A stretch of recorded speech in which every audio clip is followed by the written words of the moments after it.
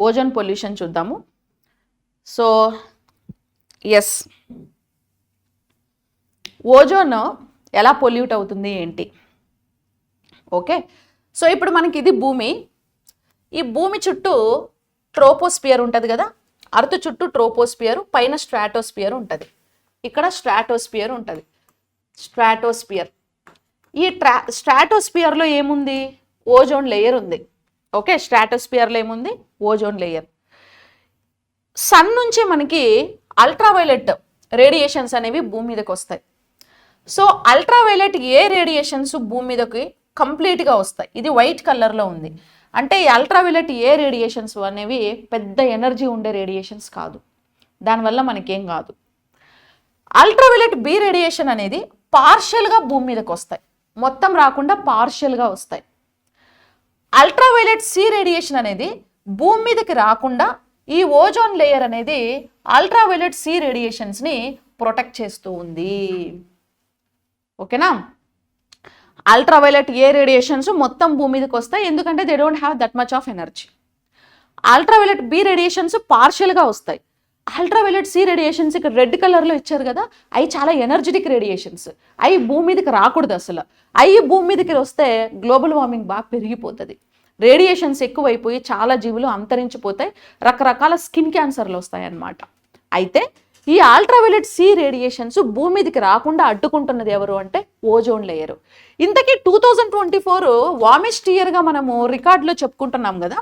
ఈ 2024 warmest year కావడానికి reason ఏంటంటే అల్ట్రావైలెట్ సి రేడియేషన్స్ భూమి మీదకి వచ్చేయడమే. అంటే అల్ట్రావైలెట్ ఎందుకు వస్తుంది, మరి ఓజోన్ ఏం చేస్తుంది అని అంటే ఓజోన్ పొల్యూట్ అయిపోయింది. ఓకే, దానికి కారణం కూడా మనమే, హ్యూమన్ యాక్టివిటీస్ అనేసి పిలుస్తారు. ఓకే, ఓజోన్ పొల్యూట్ అవ్వడానికి కారణం ఏంటి? Human activities. సో ఇప్పుడు భూమికి 0 నుంచి 10 కిలోమీటర్స్ పైన ట్రోపోస్పియర్ అనేది ఉంటుంది. ఓకే, 10 to 30 కిలోమీటర్స్ పైన స్ట్రాటోస్పియర్ ఉంటుంది, 30 to 50 కిలోమీటర్ పైన మీసోస్పియర్ ఉంటుంది, 50 to 400 పైన థర్మోస్పియర్ ఉంటుంది, 400 పైన ఎక్సోస్పియర్ ఉంటుంది. ఈ స్ట్రాటోస్పియర్లో ఓజోన్ లేయర్ ఉంది. ఓకే, ఈ స్ట్రాటోస్పియర్లో ఓజోన్ లేయర్ అనేది ఉందన్నమాట. సో అయితే ఈ ఓజోన్ లేయరు ఏం చేస్తుంది మనకి ఇంతకీ అని అంటే, ఇప్పుడు ఎప్పుడైతే అల్ట్రావైలెట్ సి రేడియేషన్స్ భూమి మీదకి వస్తాయో, ఇప్పుడు ఓజోన్ అంటే ఏంది? O3. ఓకే, సో ఇప్పుడు O3 అనాలి కదా. సో O3 ఈ O3 రేడియేషన్స్కి, ఈ O3కి, ఓజోన్కి ఎప్పుడైతే అల్ట్రావైలెట్ రేడియేషన్స్ ఓజోన్ మీద పడతాయో ఆ వేడికి ఓజోన్ ఏమైపోతుంది అని అంటే స్ప్లిట్ అయిపోతుంది అనమాట. ఇప్పుడు వాటర్ H2O ఉంది కదండి, ఈ H2O అనే వాటర్ని నువ్వు ఒక బౌల్లో వేసి కింద గ్యాస్ మీద పెట్టి కింద మంట మెచ్చినావు అనుకో, మంట ఇచ్చి పైన ఒక ప్లేట్ పెట్టావనుకో, నువ్వు హైడ్రోజన్కి ఆక్సిజన్కి మధ్యలో ఉండే బాండ్ని వాంటెడ్గా బ్రేక్ చేస్తే, సో ఎలక్ట్రాన్ షేరింగ్ జరిగి మొత్తం వాటర్ ఏమైపోతుందంటే ఇట్లా వేపర్ అయిపోతుంది. ఓకే, మొత్తం వాటర్ ఏమైపోద్ది? వేపర్ అయిపోద్ది. సో వేపర్ అయిపోయి ఈ ప్లేట్ మీద అంతా వాటర్ వేపర్ ఉంటుంది. ఆ ప్లేట్ని తీసి నువ్వు మళ్ళీ పక్కన పెట్టినప్పుడు ఆ హైడ్రోజను ఆక్సిజను బాండ్స్ అన్నీ కలిసిపోయి మళ్ళీ వేపర్ ఏమైపోద్ది అని అంటే వాటర్ అయిపోద్ది అనమాట. అట్లా హీట్ ఇచ్చి మనం బాండ్ బ్రేక్ చేస్తాం కదా, అలాగే సన్లైట్ కూడా హీటే కదా. సో సన్లైట్ కూడా హీటే కాబట్టి ఆ టెంపరేచర్కి ఏమైపోతుంది అని అంటే ఈ O3 అనేది స్ప్లిట్ అయ్యి O2O ఇట్లా స్ప్లిట్ అయిపోతుంది అనమాట. O2O ఇట్లా ఆక్సిజన్ యాటమ్స్ స్ప్లిట్ అయిపోతాయి. ఓకే, సో స్ప్లిట్ అయిపోయినాయి అనుకో, ఏమి మళ్ళీ నైట్ టైము సన్లైట్ ఉండదు కదా. సో నైట్ టైం ఎప్పుడైతే సన్లైట్ లేదో టెంపరేచర్స్ తగ్గిపోతాయో ఈ O2O కలిసి ఒక ఓజోన్ లాగా, ఈ O2O కలిసి ఇంకో ఓజోన్ లాగా, ఈ O2O కలిసి ఒక ఓజోను, ఇది కలిసి ఇంకో ఓజోను, ఇది కలిసి ఒక ఓజోను, ఇది కలిసి ఇంకో ఓజోను తయారైపోతాయి మళ్ళీ. ఓకే, ఈ O2O ఒకటి, ఈ ఇది ఒకటి, ఓకే, ఇది దీంతో ఒకటి, మళ్ళీ ఇది దీంతో ఒకటి, మళ్ళీ ఇవి ఏమవుతాయంటే మళ్ళీ రియాక్ట్ అయిపోయి మళ్ళీ ఓజోన్ లేయర్ అయిపోతాయి అన్నమాట. ఓకే, ఇలా అయిపోతే మనకేం ప్రాబ్లం లేదు. కానీ ఇక్కడ అసలు ఏం జరుగుతుంది అని అంటే మనము ఓజోన్ డిప్లెటింగ్ సబ్స్టాన్సెస్ని బయటకు రిలీజ్ చేసాం. సో ఓజోను డిప్లెటింగ్ సబ్స్టాన్సెస్ అని అంటే ఏంటంటే ఓజోన్ పొల్యూషన్కి కారణమైన సబ్స్టాన్సెస్ అన్నమాట. ఓజోన్ పొల్యూషన్కి కారణమైన సబ్స్టాన్సెస్ ఏదంటే chlorofluoro carbons, so carbon tetrachloride, ఇవన్నీ ఈ కార్బన్ టెట్రాక్లోరైడ్ కానీ లేదా క్లోరోఫ్లోరో కార్బన్స్ కానీ ఇవన్నీ ఎవరు రిలీజ్ చేస్తున్నారు అని అంటే హ్యూమన్ యాక్టివిటీస్. అంటే మనం వాడే రెఫ్రిజిరేటర్ల నుంచి, మనం వాడే ఏసీల నుంచి, మనం వాడే మైక్రో ఓవెన్ల నుంచి, ఇక ఇవి ఫోమ్స్ ఉంటాయి చూసారా, ఇప్పుడు బర్త్డేస్ వస్తే ఫోమ్స్ కొట్టుకుంటారు కదా, మొత్తం ముఖం అంతా ఫోమ్ కొట్టేస్తారు, అలాంటి ఫోమ్స్ నుంచి ఇవన్నీ ఎక్కువగా రిలీజ్ అవుతున్నాయి అన్నమాట ఓజోన్ డిప్లెటింగ్ సబ్స్టాన్సెస్. ఇవేం చేస్తున్నాయి, ఎన్విరాన్మెంట్లోకి వెళ్ళి గాలి ద్వారా ఓజోన్ వరకు వెళ్ళి ఎప్పుడైతే ఆక్సిజను O2O స్ప్లిట్ అవుతున్నాయి కదా, O2O ఇట్లా స్ప్లిట్ అవుతున్నాయి. సో స్ప్లిట్ అయినప్పుడు ఏం చేస్తున్నాయి అని అంటే ఈ ఓజోన్ డిప్లెటింగ్ సబ్స్టాన్సెస్ ఇప్పుడు ఇవి మళ్ళీ ఇది కలిసి ఒకటి, ఇది కలిసి ఒకటి ఫామ్ అవ్వాలా లేదా? ఇప్పుడు ఈ క్లోరోఫ్లోరో కార్బన్స్ CCl4 ఇవన్నీ ఏం చేస్తున్నాయి అంటే ఈ ఆటమ్స్ వచ్చేసి క్లోరోఫ్లోరో కార్బన్స్ ఆక్సిజన్తో రియాక్ట్ అయిపోయి ఈ ఆక్సిజన్ని పట్టుకెళ్ళిపోతున్నాయి. CCl4 ఈ ఆక్సిజన్తో రియాక్ట్ అయ్యి ఈ ఆక్సిజన్ని పక్కకు పట్టుకెళ్ళిపోతున్నాయి. ఇప్పుడు ఇవి రెండు కలిసి ఒక ఓజోన్ని ఫామ్ చేస్తే ఇవి రెండు ఒకటి ఫామ్ చేయాలి కదా, ఇవి రెండు కలవడానికి వేరు లేకుండా వీటితో వేరే ఐటమ్స్ వచ్చి కలిసిపోయాయి కదా, అప్పుడు ఇవి రెండు కలవవు. ఇవి రెండు కలవనప్పుడు మళ్ళీ O3 ఫార్మేషన్ జరగదు. O3 ఫార్మేషన్ జరగనప్పుడు ఈ గ్యాప్ అట్లే ఉంటుంది. ఈ గ్యాప్నే హోల్ అంటారు, ఓజోన్ హోల్ అంటారు. ఈ whole through ultraviolet C radiation మొత్తం ఇట్లా భూమి మీదకి వచ్చేస్తుంది. ఓకే, అల్ట్రావైలెట్ C రేడియేషన్ మొత్తం భూమి మీదకి వచ్చి భూమి వేడెక్కిపోయింది. ఓకే, అంటే ఓజోన్ పొల్యూషన్ అవ్వకుండా ఉండాలంటే ఈ ఓజోన్ డిప్లెటింగ్ సబ్స్టాన్సెస్ని కంట్రోల్ చేస్తే ఈ ఓజోన్తో రియాక్ట్ అవ్వకుండా సో ఓజోన్ మళ్ళీ మనం కాపాడినట్లు అవుతామన్నమాట. మరి అలాంటప్పుడు ఏం చేయాలి, ఏసీల వాడకాలు, రెఫ్రిజిరేటర్ల వాడకాలు, మైక్రో ఓవెన్ల వాడకాలు, ఈ ఫోమ్స్, జెట్ విమానాలు కూడా బాగా వాడుతున్నారు. ఈ జెట్ విమానాలు ఇలాంటి యొక్క వాడకాన్ని తగ్గించాలి. ఓకేనా, సో ఇట్లా మనకి ఓజోన్ అనేది బాగా పొల్యూట్ అయిపోతుంది అనమాట. అయితే ఈ ఓజోన్ పొల్యూషన్ని తగ్గించడానికి ఏం చేశారు అంటే మాంట్రియల్ ప్రోటోకాల్ అని ఒక ప్రోటోకాల్ మీద సైన్ చేసుకున్నారనమాట.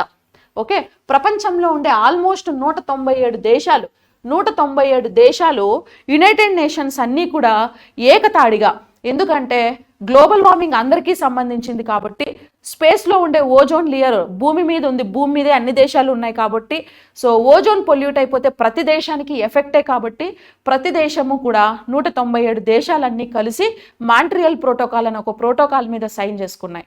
ఎప్పుడు సైన్ చేశాయి అంటే సో September 16, 1987లో సైన్ చేశాయి. ఓకే, సో January 1, 1989 నుంచి ఎన్ఫోర్స్మెంట్లోకి వచ్చిందనమాట. ఇది September 16, 1987లో సైన్ చేస్తే January 1, 1989 నుంచి ఎన్ఫోర్స్మెంట్లోకి ఈ మాంట్రియల్ ప్రోటోకాల్ అనేది వచ్చింది. మీకు ఎగ్జామ్లో మాంట్రియల్ ప్రోటోకాల్ సైన్ ఎప్పుడు జరిగిందంటే 1987 అనాలి, దాని ఎన్ఫోర్స్మెంట్ ఎప్పుడు అంటే 1989 అని చెప్పాలి. ఓకేనా, September 16ని అందుకే మనం ఓజోన్ డేగా పరిగణిస్తాం. ఎందుకంటే September 16, 1987లోనే దీని మీద సైన్ చేసుకున్నారు కాబట్టి దీన్ని మనము ఓజోన్ డేగా పరిగణిస్తాము. ఈ మాంట్రియల్ ప్రోటోకాల్ ముఖ్య ఉద్దేశం ఏంటంటే ప్రపంచ దేశాలన్నీ కూడా ఓజోన్ డిప్లెటింగ్ సబ్స్టాన్సెస్ని తగ్గించాలంటే మనం ఏం చేయాలి అనే డిస్కషను ఈ మాంట్రియల్ ప్రోటోకాల్లో జరుగుతుంది. సో ఇంతకీ ఈ chlorofluorocarbon ozone depleting substance, తర్వాత కార్బన్ CFC అంటాం, ఇది కూడా ozone depleting substance. Methyl bromide ఇది కూడా ఓజోన్ డిప్లెటింగ్ సబ్స్టాన్స్. Cl4 ఇది కూడా ozone depleting substance. Halons Cl4, CH3Br, CFC, HCFC ఇవన్నీ ఓజోన్ డిప్లెటింగ్ సబ్స్టాన్స్. ఇవన్నీ ఏం చేస్తున్నాయి అంటే సో ఓజోన్తో పొల్యూట్ అయిపోతున్నాయి. సో ఓజోన్తో పొల్యూట్ అయిపోయి ఏం చేస్తున్నాయి, ఆక్సిజన్ని ఓజోన్ని డిక్రీజ్ చేసేస్తున్నాయి. ఓకేనా, O3ని ఏం చేస్తున్నాయి, బాగా డిక్రీజ్ చేసేస్తున్నాయి అనమాట. సో అట్లా పొల్యూట్ అయిపోతుంది. ఇట్లా మాంట్రియల్ ప్రోటోకాల్ 1989 నుంచి మనకి ఎన్ఫోర్స్మెంట్లోకి వచ్చింది. ప్రపంచ దేశాలన్నీ మూకుమ్మడిగా కలిసి సైన్ చేసిన ప్రోటోకాల్ అనమాట ఇది. ఓకేనా, ఈ క్లోరోఫ్లోరో కార్బన్స్ అనేవి ఎక్కువగా దేని నుంచి రిలీజ్ అవుతున్నాయి అని అంటే రెఫ్రిజిరేటర్స్ నుంచి, ఏసీల నుంచి, సాల్వెంట్స్ నుంచి, డ్రై క్లీనింగ్ ఏజెంట్స్ వీటి నుంచి ఎక్కువగా రిలీజ్ అవుతున్నాయి అన్నమాట. ఓకే, హలాన్స్ ఏమో ఫైర్ ఎక్స్టెంటిగ్విషర్స్ నుంచి రిలీజ్ అవుతున్నాయి. కార్బన్ టెట్రాక్లోరైడ్ కూడా ఫైర్ ఎక్స్టెంటిగ్విషర్స్ సాల్వెంట్స్ నుంచి. మిథైల్ క్లోరోఫామ్ కూడా అడెసివ్ అండ్ ఎరోజాయిల్స్ నుంచి ఎక్కువగా రిలీజ్ అవుతున్నాయి అనేసి మనం చెప్పుకోవచ్చు. ఓకే, సో ఇవన్నీ ozone depleting substances. So CCl4, CH3, CCl3, HCFC and HCFC 142b ఇవన్నీ ఓజోన్ డిప్లెటింగ్ సబ్స్టాన్సెస్. దీనివల్ల ఓజోన్ అనేది పొల్యూట్ అయిపోతుంది. సో ఇది మనకి ఏంటంటే ఓజోన్ గురించి మాంట్రియల్ ప్రోటోకాల్. తర్వాత కైగాలి అమిట్మెంట్. సో కైగాలి అమిట్మెంట్ కూడా దేనికోసం వచ్చింది అని అంటే ఓజోన్ డిప్లెటింగ్ సబ్స్టాన్సెస్ని తగ్గించడం కోసమే వచ్చింది. అయితే కైగాలి అమిట్మెంట్ ఎప్పుడు నుంచి అమల్లో ఉంది అంటే 1987 నుంచి 2016 వరకు కైగాలి అమిట్మెంట్ అనేది అమల్లో ఉందన్నమాట. ఈ కైగాలి అమిట్మెంట్ అనేది మాంట్రియల్ ప్రోటోకాల్కి అనుగుణంగానే వచ్చింది. సో దీన్ని ఎందుకు తీసుకొచ్చారు అని అంటే, సో ఇప్పుడు హెచ్ఎఫ్సి ఉంది కదా, దీన్నే హైడ్రోఫ్లోరో కార్బన్ అనేసి పిలుస్తారు. ఇప్పుడు మనకి క్లోరోఫ్లోరో కార్బన్స్ CFC. ఈ క్లోరోఫ్లోరో కార్బన్స్ వల్ల ఏం జరుగుతుంది, ఓజోన్ అనేది పొల్యూట్ అవుతుంది. ఈ క్లోరోఫ్లోరో కార్బన్స్ అనేవి ఎక్కువగా ఎక్కడ రిలీజ్ అవుతున్నాయి అని అంటే రెఫ్రిజిరేటర్స్, ఎయిర్ కండిషనర్ అంటే ఏసీస్ వల్ల రిలీజ్ అవుతున్నాయి. మరి దీనికి ఆల్టర్నేట్గా మనం ఏమైనా తీసుకురావచ్చా అని అంటే దీనికి ఆల్టర్నేట్గా మన వాళ్ళు ఏం చేశారు అని అంటే హెచ్ఎఫ్సిని తీసుకొచ్చారనమాట. అంటే రెఫ్రిజిరేటర్లు, ఏసీలలో CFCకి బదులు హెచ్ఎఫ్సి వాడితే ఓజోన్ పొల్యూషన్ని కంట్రోల్ చేయొచ్చు. ఎందుకంటే హెచ్ఎఫ్సి అనేది ఓజోన్ డిప్లెటింగ్ సబ్స్టాన్స్ కాదు, ఇది ఒక నాన్ ఓడిఎస్ అనమాట. నాన్ ఓడిఎస్ అంటే నాన్ ఓజోన్ డిప్లెటింగ్ సబ్స్టాన్స్ అనమాట. ఓకేనా, ఇది ఓజోన్ లేయర్ని ఏం చేస్తుంది అని అంటే ప్రొటెక్ట్ చేస్తుంది. సరే, బాగానే ఉంది, ఓజోన్ లేయర్ని ప్రొటెక్ట్ చేస్తుంది. కానీ ఇదేంది, ఇది ఒక గ్రీన్ హౌస్ గ్యాస్ కదా, దీనివల్ల మళ్ళీ ఎన్విరాన్మెంట్ పొల్యూట్ అవుతుంది కదా, అవునా లేదా? ఎన్విరాన్మెంట్ పొల్యూట్ అయినా గ్లోబల్ వార్మింగ్ వస్తుంది కదా, గ్రీన్ హౌస్ గ్యాస్ రిలీజ్ అయినా గ్లోబల్ వార్మింగ్ వస్తుంది, ఓజోన్ పొల్యూషన్ అయినా గ్లోబల్ వార్మింగ్ వస్తుంది. ఇప్పుడు నువ్వు ఓజోన్ పొల్యూషన్ని కాపాడినా ఓకే, కానీ ఇది one of the green house gas కదా, దీనివల్ల మనకి గ్లోబల్ వార్మింగ్ జరుగుతుంది కదా, మరి ఎట్లా అని అంటే సో ఇది కూడా ఇంకా వర్కౌట్ కాలేదన్నమాట. నాన్ ఓడిఎస్ కానీ ఎన్విరాన్మెంట్ని పొల్యూట్ చేస్తుంది అనేసి మాట్లాడారు. మరి అలాంటప్పుడు దీని బదులు ఏం చేశారు మళ్ళీ అని అంటే కైగాలి అమిట్మెంట్లో హెచ్ఎఫ్సిని కూడా నిషేధించాలి. ఈ కైగాలిలో మళ్ళీ ఏమన్నారు, సో CFCని నిషేధించారు ఫస్ట్, దీని ప్లేస్లో హెచ్ఎఫ్సిని తీసుకొచ్చారు. ఇది ఓజోన్ డిప్లెటింగ్ సబ్స్టాన్సే, అందుకని ఇది తీసుకొచ్చారు. ఇది ఓజోన్ డిప్లెటింగ్ సబ్స్టాన్స్ కాదు, కానీ గ్రీన్ హౌస్ గ్యాస్. మరి ఇది కూడా ఉండకూడదు కదా.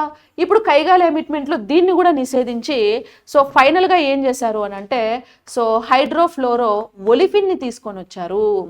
ఫైనల్గా ఏం తీసుకొచ్చారు, సో హైడ్రోజన్ ఫ్లోరో ఒలిఫిన్ని తీసుకొని వచ్చారనమాట. ఓకే, సో ఇప్పుడు చూద్దాము ఇక్కడ green house gas ODS, non ODS. ODS అంటే ఓజోన్ డిప్లెటింగ్ సబ్స్టాన్స్, ఓజోన్ని పొల్యూట్ చేసేది. నాన్ ఓడిఎస్ అంటే ఓజోన్ డిప్లెటింగ్ సబ్స్టాన్స్ కానిది. Okay, chlorofluorocarbon green house గ్యాసే, ozone depleting substance. Okay, HCFC కూడా గ్రీన్ హౌస్ గ్యాస్, ఇది కూడా ఓజోన్ డిప్లెటింగ్ సబ్స్టాన్స్. CCl4 కూడా green house gas, ozone depleting substance. CH3Br కూడా green house gas, ozone depleting substance. HFC కూడా green house gas, కానీ ODS కాదు, non ODIs. Okay, కానీ మనకు గ్రీన్ హౌస్ గ్యాస్ కూడా కాకూడదు కదా, మరి దీని బదులు ఇంకోటి ఏం తీసుకొచ్చారు అని అంటే సో హైడ్రోఫ్లోరో ఒలిఫిన్ని తీసుకొచ్చారు. ఏం చేసుకొచ్చారు కైగాలి అమిట్మెంట్లో, దీన్ని కూడా బ్యాన్ చేశారు. మాంట్రియల్ ప్రోటోకాల్లో టైం లైన్ పెట్టుకున్నారనమాట, ఏమని హెచ్ఎఫ్సిని కూడా మనం బ్యాన్ చేయాలి అనేసి. 2024-26 కల్లా 85% హైడ్రోఫ్లోరో కార్బన్ని బ్యాన్ చేయాలి.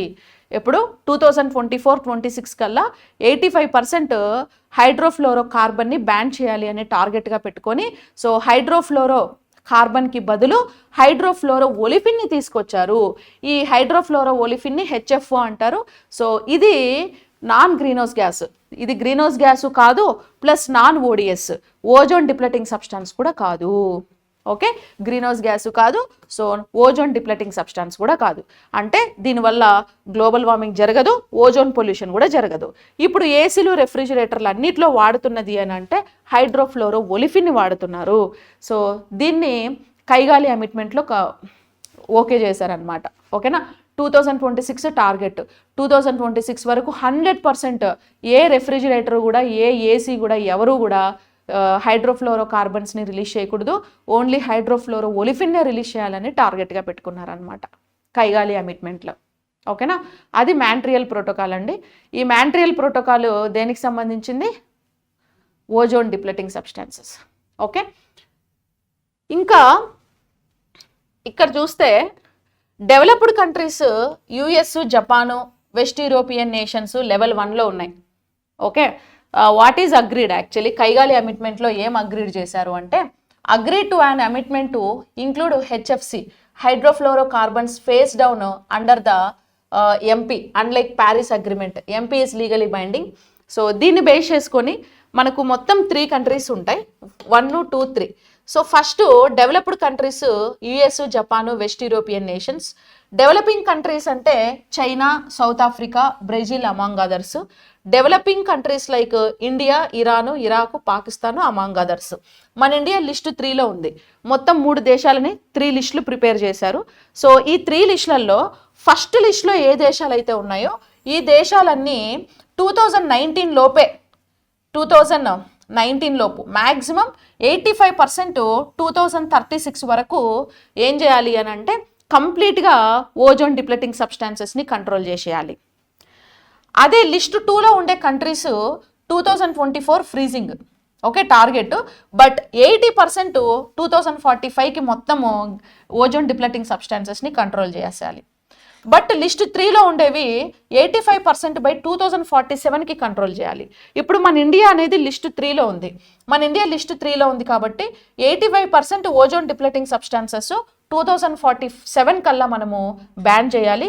అండ్ 2028 ఫ్రీజింగ్ అంటే మ్యాక్సిమం ఆపాలి అక్కడి వరకు. 2028 టార్గెట్ లైన్ అనమాట. Okay, 2024, 26 base line. ఇవి వచ్చేసి బేస్ లైన్స్. టార్గెటెడ్ లైన్ ఎప్పుడు ఉంటే 28. ఓకే, ఎక్స్ట్రీమ్ వచ్చి 47కి 85% కంట్రోల్ చేసేయాలన్నమాట. Okay, freezing year is the year when use the హెచ్ఎఫ్సిస్ will peak before being rapidly scaled out. Freezing year వరకు హెచ్ఎఫ్సిస్ పీక్గా మనం ఏం చేయాలి? డౌన్ చేయాలి, ఆల్మోస్ట్ డౌన్ చేయాలి. ఓకే, ఎస్, ఇది మనకి ఓజోన్కి సంబంధించి ఓజోన్ పొల్యూషన్కి సంబంధించింది. ఇంకా నెక్స్ట్ క్లాస్లో మీకు ఇంకా యాసిడ్ రెయిన్స్ ఉన్నాయి and pollution, air pollution, water pollution and soil pollutions ఎలా అవుతున్నాయి, వాటికి రీజన్స్. సో వాటి గురించి మనం నెక్స్ట్ క్లాస్లో చూద్దాం. Okay, thank you.